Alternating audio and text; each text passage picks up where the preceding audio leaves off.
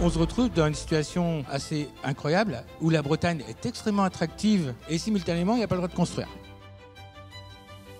On a un grand débat finalement dans nos territoires sur la façon dont on fait nos villes, qui est associé à la politique du chiffre et à un slogan, le ZAN, qui veut tout et rien dire. Il y a plein de défauts à cette loi, il y a un grain d'intérêt, c'est qu'elle existe. Mais son défaut principal, c'est qu'elle s'est trompée d'objectif.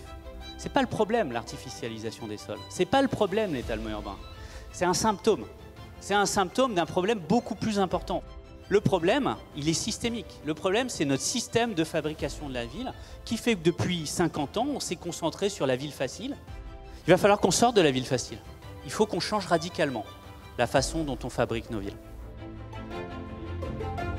Comment on répond à l'urgence sociale de loger des gens en prenant en compte les grands enjeux qui, malheureusement, ne sont pas pris en compte dans les politiques publiques de financement de l'aménagement et du logement. Intensifier l'existant, mieux utiliser nos bâtiments, transformer tout ce qui peut l'être, densifier ou recycler. Est-ce que ça emballe? Est-ce que c'est en plastique? Oui, pas que jeune. L'exercice qu'on fait aujourd'hui, c'est un mélange de démocratie représentative et de démocratie participative.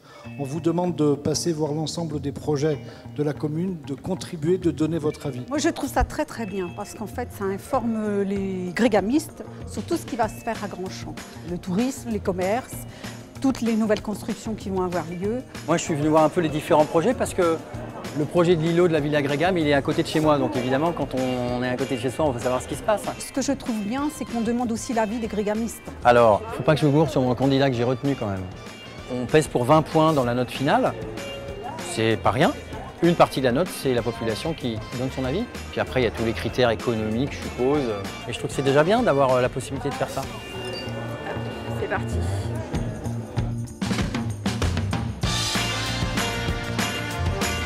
Ouvrons grand le champ des possibles. Je trouve que le titre est bien choisi.